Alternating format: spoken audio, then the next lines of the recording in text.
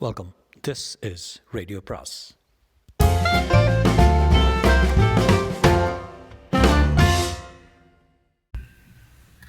அனைவருக்கும் அன்பு வணக்கம். ராக்கி ரங்கராஜனின் கோஸ்ட் அத்தியாயம் 22.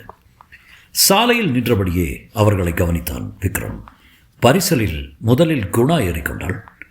கரையில் மரத்தின் வேர் மீது வைத்திருந்த பெட்டியையும் தோளில் மாட்டிக்கொள்ளும் பிளாஸ்டிக் பையையும் எடுத்துக்கொண்டு தானும் ஏறவிருந்த பெரியம்மாள் ராதாமணி அருகிலிருந்த ஒரு கிராமத்தானிடம் என்னவோ கேட்பது தெரிந்தது. அவன் ஆற்றின் சுழிப்பையும் வேகத்தையும் சுட்டிக்காட்டி என்னவோ சொன்னான். இப்போது போக வேண்டாம் என்று கூறினார் போல் இருக்கிறது. பரிசலுக்குள் குந்தினார் போல் உட்கார்ந்திருந்த குணாவை எழுந்திருக்க சொன்னாள். அவள் பரிசலை விட்டு இறங்கினாள். இருவரும் சாலைக்கு வரத் தொடங்கினார்கள். தன்னை மறந்து ஒரு வினாடி நின்றிருந்த விக்ரம் சுதாரித்து கொண்டு கெஸ்ட் ஹவுஸை நோக்கி நடையை கட்டினான். எதற்காக வீண் வம்பு என்று அவன் எண்ணினானே தவிர மறுபடி அவளை பார்க்கத்தான் போகிறோம் என்ற உள்ளுணர்வு சொல்லிக்கொண்டே இருந்தது. அப்படியே நடந்தது.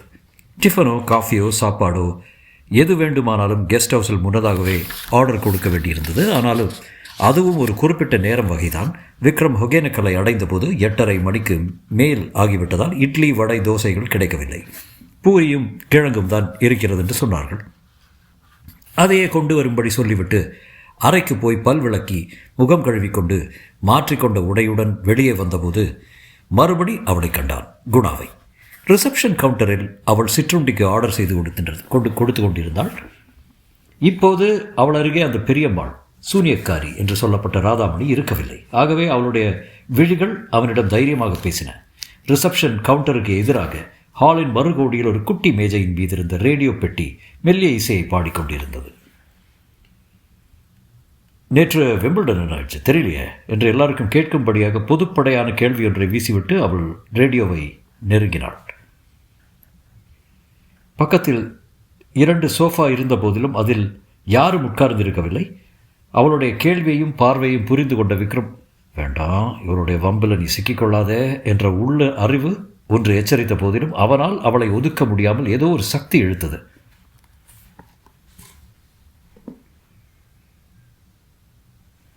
நேற்று நான் பஸ்ஸுக்கு புறப்பட்டு கொண்டிருக்கும் போது மெக்கன்ட்ரோ நல்லா ஆடிட்டு இருந்தான், டிவியில் பார்த்தேன்.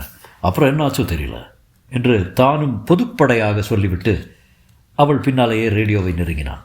அவள் ரேடியோவின் வால்யூமை அதிகரித்து விட்டு வேண்டுமென்றே முள்ளை இப்படியும் அப்படியும் திருப்பி கரபுரா என்று சத்தப்படுத்தி கொண்டிருந்தாள். அவள் முகத்துக்கு வெகு அருகாக அவன் குனிந்திருந்தான். ரோஜா போன்ற அந்த சிவந்த சின்ன உதடுகளின் துடிப்பையும் மெல்லிய பவுன் சங்கிலி தழுவிக் கொண்டிருக்கும் சங்கு கழுத்தையும் அத்தனை நெருக்கமாக கவனிக்கையில் இமைகளின் படபடப்பையும் மூச்சுக்காற்றின் கதகதப்பையும் அவ்வளவு கிட்டத்தில் உணர்கையில் அவன் இருதயத்துக்குள் ஒரு பரவசத்தென்றல் மிதந்தோடியது. உங்கள் கடிதத்தை பார்த்தேன் என்றான், அவளுக்கு மட்டுமே கேட்கும்படி. நியூஸ் முடிஞ்சு விட்டது போல இருக்க என்று அவள் உறக்க சொல்லிவிட்டு உடனே குரலை தாழ்த்தி கொண்டு, அறிவிக்க வாருங்க, 11 மணி சும்மா இருக்க, அவன் நல்லா தூங்கிட்டு இருப்பா என்றாள். பிறகு என்ற அலுப்புடன் சூழ் கொட்டி விட்டு திரும்பி நடந்தான். குனிந்திருந்தவன் நிமிர்ந்தபோது அவளுடைய புடவையின் தலைப்பு அவன் முகத்தை முத்தமிடுகிற மாதிரி வருடி விட்டு சென்றது. மெல்ல பின்னால் போய் பார்த்தபோது தன் அறைக்கு 4 அறைகள் தாண்டி அவள் இருக்கிறாள் என்று தெரிந்து கொண்டான். விக்ரமின் மேலதிகாரி கல்கத்தாவிலிருந்து அடுத்த வாரம் சென்னைக்கு வருவதாக இருந்தார். தமிழ்நாட்டில் அவர் சுற்றி பார்ப்பதற்கு ஏற்பாடு செய்யப்பட்டிருந்த இடங்களில் ஒகேனக்கலும் ஒன்று. ஃபோன் மூலமாகவோ தபால் மூலமாகவோ ஏற்பாடுகளை செய்வதை காட்டிலும் நேரில் சென்று செய்வது நல்லதென்று சென்னை ஆஃபீஸ் நிச்சயித்து அதற்காக விக்ரமை இங்கு அனுப்பியிருந்தது. அடுத்தாற்போல் ஏற்காடு சென்று ஹோட்டலில் புக் பண்ண வேண்டும். இன்று மாலை ஒகேனக்கலிலிருந்து கிளம்பி விட வேண்டும் என்று அவன் எண்ணியிருந்தான். ஆனால் இந்த பெண் இது இன்பமான குறுக்கீடா அபாயமான குறுக்கீடா அவனுக்கு தெரியவில்லை. மாடியிலிருந்து டைனிங் ஹாலில் மீண்டும் அவள் தென்படுகிறாளா என்று பார்த்தான், காணவில்லை. கல்கத்தாக்காரர்களுக்காக வசதியை செய்து முடித்த பிறகு ஏராளமாய் நேரம் பாக்கி இருந்தது. 11 மணிக்கு அருவிக்கு போக வேண்டும் என்று தன்னைத்தானே ஞாபகப்படுத்தி கொண்டு 5 நிமிடத்துக்கு ஒரு முறை கடிகாரத்தை பார்த்தபடியே வெளியே நடந்தான். பஸ் நிற்கும் இடத்தில் பெரிய மரத்தை சுற்றிய மேடையில் பெட்டியும் மூட்டையுமாக பலர் காத்திருந்தார்கள். இளநீர்காரன் 2 வெள்ளைக்கார பெண்களை டபாய்த்து கொண்டிருந்தான். எதிரில் டீக்கடை மாதிரி இருந்த ஹோட்டல்களின் வாசலில் மாங்காய் துண்டத்துக்கு மிளகாய் பொடி பூசினார் போல் செக்கச்சவேல் என்று வருபட்ட மீன்கள் பெஞ்சுகள் மீது ஆரோகணித்திருந்தன. அதில் ஒன்றை வாங்கி கடித்தபடி ஒரு குடிகாரன் தன் பெண்டாட்டியின் சேலை பிடித்து இழுக்க அவள் அழுது மன்றாடுவதை அநாகரிக கும்பல் ஒன்று வேடிக்கை பார்த்து கொண்டிருந்தது. கல்லூரி மாணவர்கள் சிலர் சாலையோரத்தில் நெட் கட்டி கைப்பந்து ஆடிக்கொண்டிருந்தார்கள். ஒவ்வொரு இடத்திலும் கொஞ்ச நேரம் நின்றிருந்து விட்டு கணேச தீர்த்தம் என்ற அருவி மண்டபத்தை அடைந்தான் விக்ரம். மணி 11 ஆகியிருந்தது. வழியெங்கிலும் படிக்கட்டுகளிலும் கூட்டம் நின்றிருந்தது. ஜோ என்று நீரின் கர்ஜனையோடு எண்ணெய் மசாஜ் செய்து கொள்வோரின் தொப் தொப் ஓசையும் கலந்து வந்தது. குமரிகள் கூச்சத்துடன் உடை மாற்றிக்கொள்ள, கிழவிகள் உலகத்தை துச்சமாக கருதி புடவை கட்டி கொண்டிருந்தார்கள். ஜட்டியும் லங்கோடும் துண்டுமாக ஆடவர் உலகம் சுழன்று கொண்டிருந்தது. அருவியின் மேற்கரையில் இருந்த மண்டபத்தினுள் சென்று அவன் பார்த்தபோது அவள் கையை வீசி அவனை அழைத்தாள். உடனே அவனுடைய எச்சரிக்கை உணர்வுகள் பறந்துவிட்டன. வழியில் இருந்தவர்களை விலக்கி கொண்டு விரைந்து அவளை நெருங்கியவன், குணா என்றான், தன்னை மறந்தவனாக. அவன் தன்னுடைய பெயரை சொல்வான் என அவள் சிறிதும் எதிர்பார்க்கவில்லை. அவளுடைய ஆச்சரியமும் மகிழ்ச்சியும் ஒருங்கே அவள் முகத்தில் தெரிந்தன. ஒட்டும் இரண்டுளத்தின் தட்டிலறிந்தேன் என்று மகாகவி பாடியபடி அவர்கள் ஒருவருக்கொருவர் தங்கள் அன்பையோ காதலையோ வாய்விட்டு வெளிப்படுத்திக் கொள்ள வேண்டிய அவசியம் இருக்கவில்லை. பெரும் சத்தத்துடன் நீர்வீழ்ச்சி இறைந்து கொண்டிருந்ததால் அவர்கள் பயமின்றி பேச முடிந்தது. யாராவது ஒரு நல்லவர் தென்படுவார்னு எனக்கு அந்த கடிதத்தில் எழுதி தயாராக எடுத்து வந்தேன் என்றாள் அவள். என் பேர் விக்ரம் என்று தன்னை அறிமுகம் செய்து கொண்ட பின், யார் நீ? அந்த அம்மாள் உனக்கு என்ன உறவு என்று கேட்டான் விக்ரம். எந்த உறவும் இல்லை. சொல்லப்போனால் 3 மாதத்துக்கு முன்னால் வரையில் அவள் யாருன்னு கூட எனக்கு தெரியாது என்று சொல்லிவிட்டு, காலையில் 10 மணியிலிருந்து 1 மணி வரை அவள் அயர்ந்து தூங்குவது வழக்கம். அதனால தான் தைரியமாக இங்கே வந்தேன். சுருக்கமாக என் கதையை சொல்கிறேன் என்று கூறி சுற்றுமுற்றும் பார்த்த வண்ணம் சுருக்கமாகவும் வேகமாகவும் அவள் தன் கதையை சொன்னாள். எனக்கு அப்பா அம்மா கிடையாது. அப்பா கோயம்புத்தூரில் ஒரு சின்ன ஃபேக்ட்ரி நடத்தி வந்தார். அவர் இறந்து ஃபேக்ட்ரி மூடிட்டோம். அவர் சேர்த்து வச்சுருந்த சிறிய பணத்தை எடுத்து நானும் என் அண்ணன் ரத்னமும் சென்னைக்கு வந்தோம்.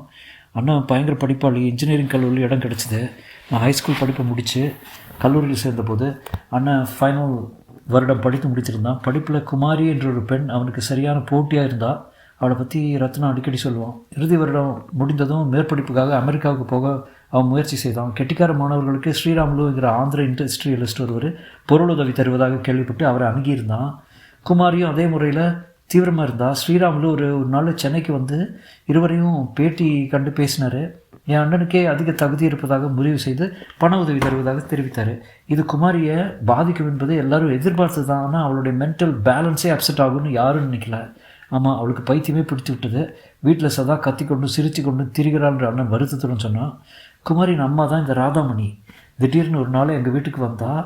அன்று தான் அவளை முதல் முறையாக நான் பார்த்தேன். என் பெண்ணை பைத்தியமாக்கி உங்களை சும்மா விட மாட்டேன் என்னிடமும் அண்ணனிடமும் கசமுசன் சத்தம் போட்டால். நாங்கள் கோவப்படலை. பாவம் வருத்தத்தில் ஏதோ புலம்புறா, சமாதானப்படுத்தி அனுப்பினோம்.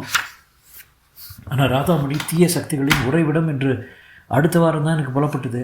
சிநேகிதர்களுடன் கொடைக்கானலுக்கு போயிருந்த என் அருமை அண்ணன் ரத்னம் படகு கவிழ்ந்து ஏரியில மூழ்கி இறந்து போயிட்டான்.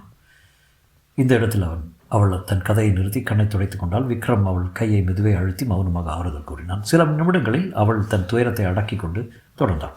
கொஞ்ச நாள் என் பாட்டியின் துணையோடு வசித்து வந்தேன். ஆனால் பாடத்திலோ படிப்பிலோ மனம் ஈடுபட முடியாமல் என்னவோ ஒரு இருள் என் மீது கவிழ்ந்திருந்த மாதிரி தோன்றிக்கிட்டே இருந்தது. ஒரு நாள் இந்த ராதாமணி மறுபடியும் என் வீட்டுக்கு வந்தால். நான் இவர்களோடு போய் இருந்து கொள்கிறேன் பாட்டி என்று சொல்லி இவள் பின்னே புறப்பட்டு இவள் வீட்டுக்கே வந்துட்டேன். எந்த சக்தி என்ன அப்படி செய்ய வச்சதுன்னு இன்னைக்கு வரைக்கும் புரியல. அவள் சொல்வதை அவனால் நம்பவும் முடியவில்லை, நம்பாமல் இருக்கவும் முடியவில்லை. அன்றிலிருந்து இவ கூட தான் இருந்து வருகிறியா என்று கேட்டான். ஆமாம், நாய் மாதிரி என்றாள் அவள் வெறுப்புடன். என்னை அடிமை மாதிரி நாய் மாதிரி தன் பின்னால் சுற்ற வைப்பதில் அவளை ஆனந்தம் அடைகிறா. அதுதான் அவள் எனக்கு தரும் தண்டனை. நீ இவனை விடுவிச்சுக்கொள்ள முயற்சி செய்யலையா? செய்து பார்த்த முடியல. அவள் தூங்கி கொண்டிருக்கும் சமயத்தில் இங்கே அங்கே போக முடியும். மற்றபடி நான் ஒரு நாள் 2 நாள் வெளியே ஓட பார்த்தா காலில் சுருக்கு போட்ட இழுத்த மாதிரி என்ன அறியாமலே அவளுடன் திரும்பி போய் சேர்ந்துடுறேன். அவள் கண்களில் பயம் படர்ந்தது இதை சொன்னபோது. அவள் ஒரு சூன்யக்காரியாமே. அம்மாஞ்சாவடி கிராமத்தில் ஜனங்கள் அவளை கல்லால் அடித்து துரத்துனாங்களாமே, பஸ்ஸில் ஒருவர் சொன்னார் என்றான் விக்ரம். இருக்கலாம். நான் வருவதுக்கு முன்னாடி நடந்ததோ என்னவோ. இவளை பார்க்க பல பேர் வர்றாங்க. குறி சொல்கிறா, ஆருடன் சொல்கிறா, தலையை விரித்து போட்டுக்கிட்டு பேயாட்டம் ஆடுவதுண்டு. துணியில் செய்த சைத்தான் பொம்மைகளை வைத்துக்கொண்டு ஊசியாக குத்துவா. அண்டை அயல் எல்லாரிடமும் இவளுக்கு நடுக்கம்தான். அந்த பெண்ணை பைத்தியம் பிடித்த பெண்ணா? அவள் என்னாச்சு? அதை ஒரு சைக்கியாட்ரிஸ்ட் ப்ரைவேட் நர்சிங் ஹோமில் சேர்த்துருக்குறா. இப்போது இங்கே எதுக்காக வந்திருக்கா தெரியல. பரிசலில் ஏறி அக்கறைக்கு போக வேண்டும் என்று சொன்னால் ஆற்றில் ரொம்ப வெள்ளமாக இருக்குதுன்னு சொன்னதால் திரும்பிட்டான். விக்ரம் யோசனையில் ஆழ்ந்தான். சூனியக்காரிகள், மந்திரவாதிகள் ஆகியோரை பற்றி தான் படித்திருந்ததை எல்லாம் ஞாபகப்படுத்தி பார்த்தார். கடைசி, குணா, ராதாமணியின் உள்ளங்கையை நீ பார்த்துருக்கியா என்று கேட்டான். அவள் திகைத்த, உள்ளங்கையா? ஏன்? எனக்கு ஒரு சந்தேகம் என்றதற்கு மேல் எதுவும் சொல்லவில்லை விக்ரம். இன்னைக்கு இரவு அவன் நல்லா தூங்கின பிறகு என்னை வந்து கூப்பிடு. சரி என்று அவள் திரும்பினாள்.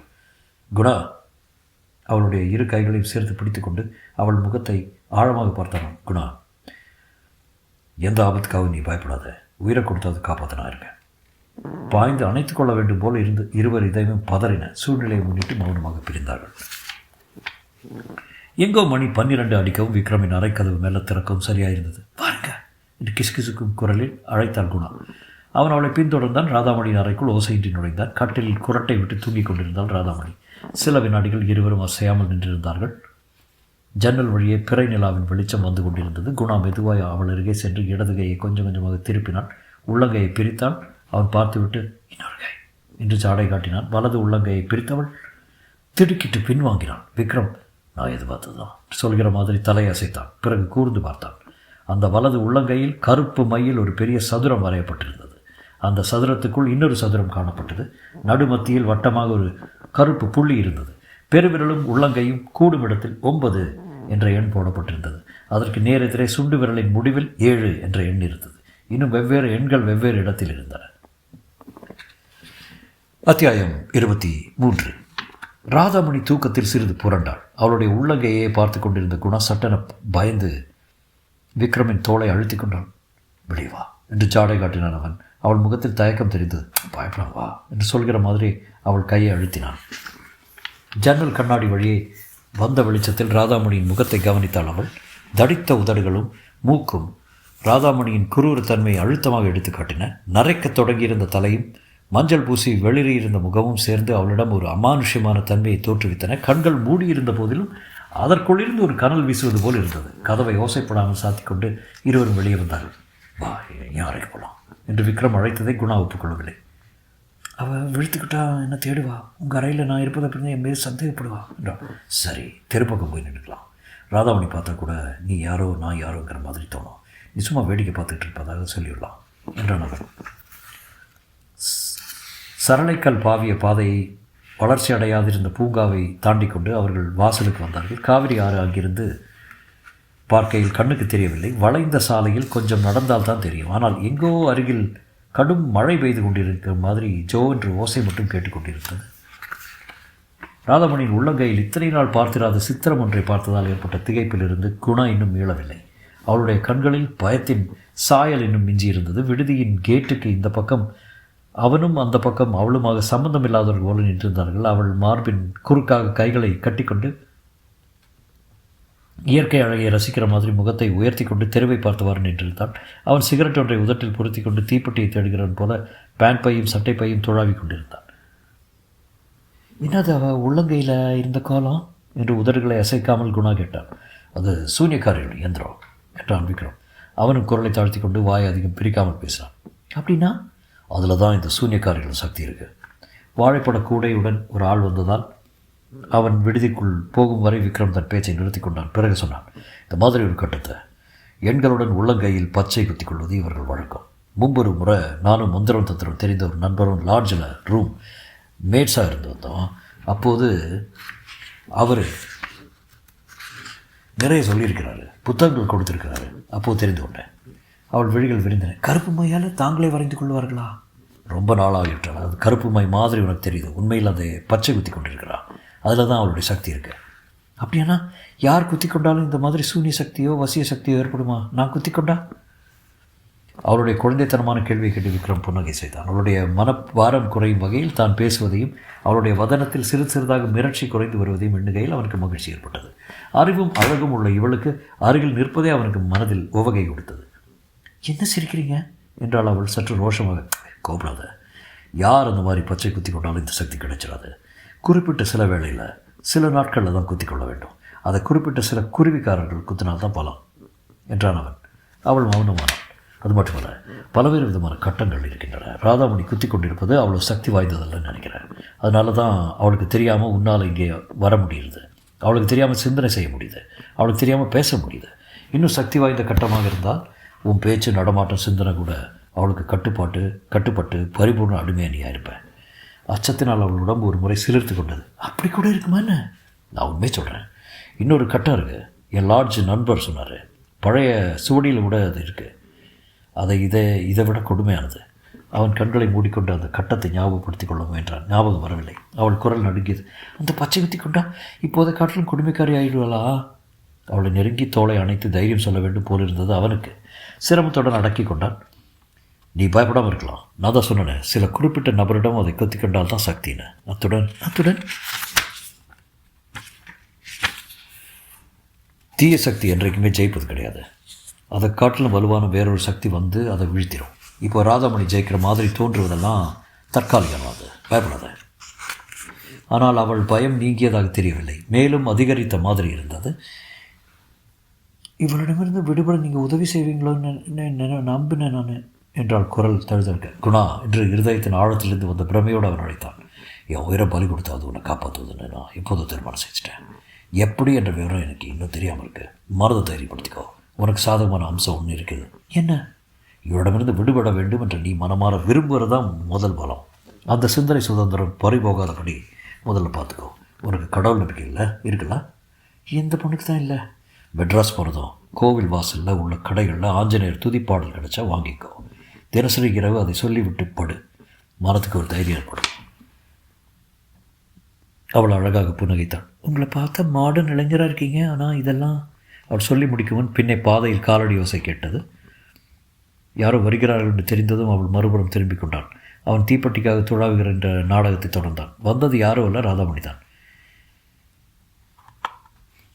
கண்ணம்மா இங்கே இருக்கியா? காணாமேன்னு தவிச்சு போயிட்டேம்மா. ஓரக்கண்ணால் ராதாமணியை பார்த்தான் விக்ரம். அடாடா, அந்த முகத்தில் என்ன கனிவு, குரலில் எத்தனை பாசம். குணாவை அடிமைப்படுத்தி கைப்பிடிக்க வைத்திருக்கும் ஒரு சூன்யக்காரியை இவள். யாரும் நம்ப மாட்டார்கள். அதைவிட அதிசயம், இவ்வளவு நேரமும் அவளை பற்றி புகார் மேல் புகாராக சொல்லிக் கொண்டிருந்த குணா அவளை நேரில் கண்டவுடன் வாழையாட்டும் நாய் மாதிரி குழைந்து போனது தான். சொடுக்கு போட்டால் பின்னே வருகிற ஒரு 4 கால் பிராணியைப் போல குணாவின் உடலும் உணர்ச்சிகளும் அடங்கி போயின. மிக கேவலமாக, மிக பரிதாபமாக ராதாமணியை பின்தொடர்ந்து செல்லும் குணாவை பார்த்தபடி சில நிமிடங்கள் நின்றான் விக்ரம். பிறகு ஒரு பெருமூச்சுடன் சாலையில் நடந்தான். ஜோ என்ற ஓசை வர வர அதிகரித்த பிறகுதான் ஆற்றங்கரை அடைந்து விட்டோம் என்ற பிரக்ஞை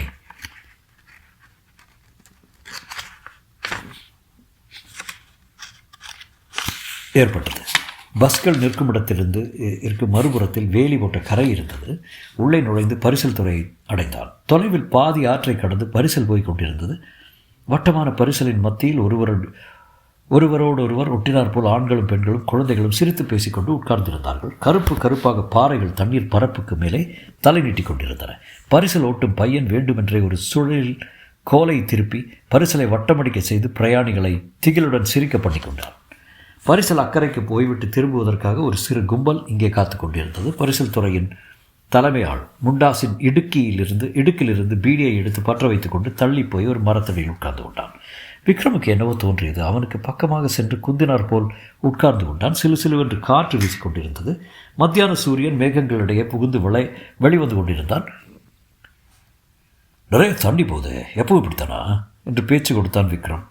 இதனங்க பரமாதமான தண்ணி. போன மாதம் மழை பெஞ்சப்போ எவ்வளோ வந்து தெரியுங்களா? பரிசலே விட முடியலைங்க என்றான் பரிசல்காரன். இப்போ கூட நிறைய தான் ஓடுது என்றான் விக்ரம். அதனால தான் காலையில் அந்த அம்மாவுக்கு பரிசல் ஓட்ட முடியாதுன்னு சொன்னீங்களா? எந்த அம்மாவுக்கு? அதான் மெட்ராஸ்லேருந்து வந்துருந்தாங்களே, ஒரு பெரியம்மா ஒரு சின்ன பொண்ணு. ராதாமணி அம்மாவை சொல்கிறீங்களா என்று அவன் கேட்டது விக்ரமுக்கு வியப்பு தருது. உங்களுக்கு அவங்கள முன்பே தெரியுமா?